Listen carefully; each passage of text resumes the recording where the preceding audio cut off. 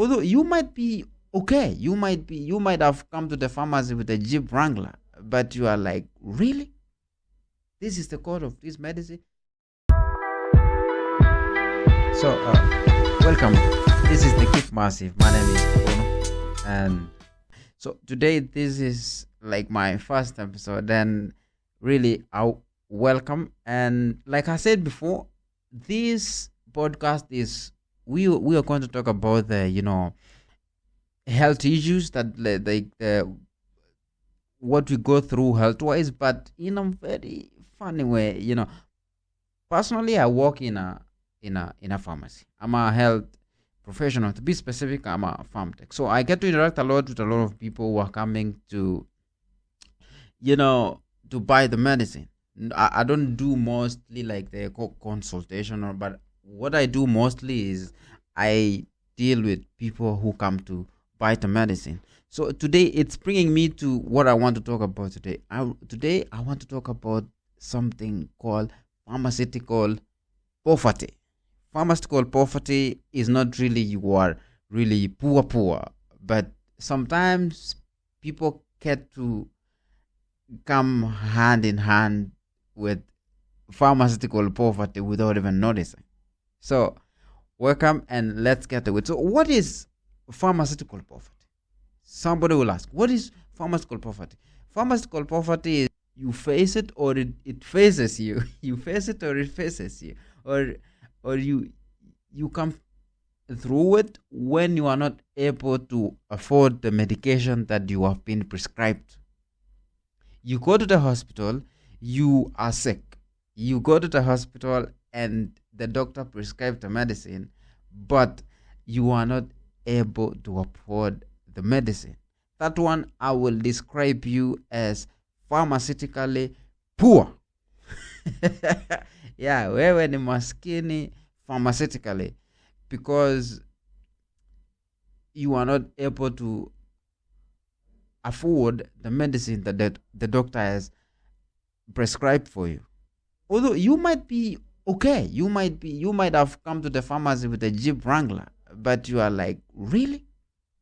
This is the code of this medicine? It's not that you are going to buy the medicine once, but maybe you have gotten to a situation where you are supposed to buy the medicine for long. You're going to prolong the use of medicine, and it's costly. And sometimes, we cannot be, financially stable all the time. So you are going to feel like, no, I have to do something for me to get better.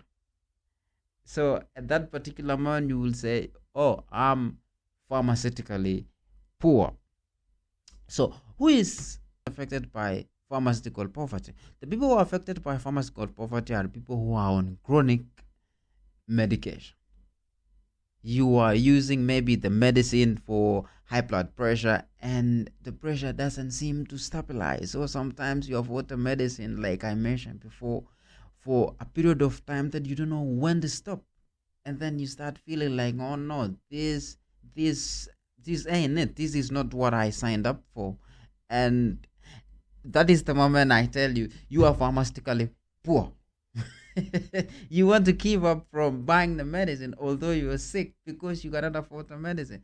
That is pharmaceutical poverty. Other group of people who are affected by this kind of pharmaceutical poverty is, weeks ago we heard about the outbreak of super gonorrhea in Nairobi, super kaswende.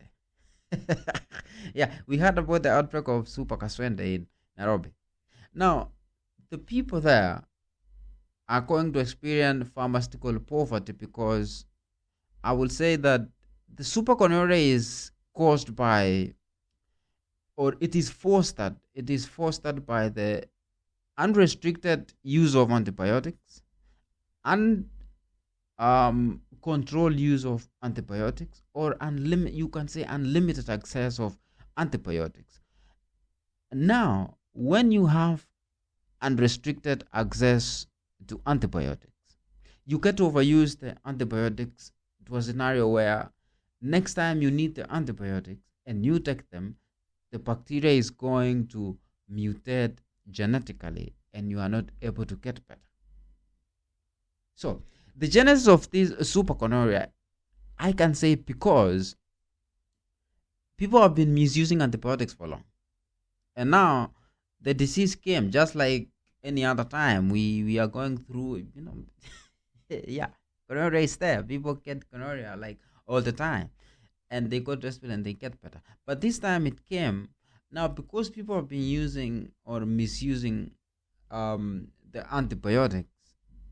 They the bacteria is mutating genetically, and you are not the medicine is not able to clear the virus in the body, and now the strain that is remaining in the body is mutating and getting stronger. It is overwhelming the antibiotics that you are taking, and that end up being super gonorrhea. Now people come to the hospital and they get tested. They are resistant to the antibiotics they have been using. Now they cannot use the antibiotics like the common antibiotics. They have to go for the more expensive antibiotics. And boom, pharmaceutical poverty hacks you like, come here, man. You're welcome. You are now pharmaceutically poor. You cannot afford to buy this medicine. Okay. What should be done? As I wind up, what should be done?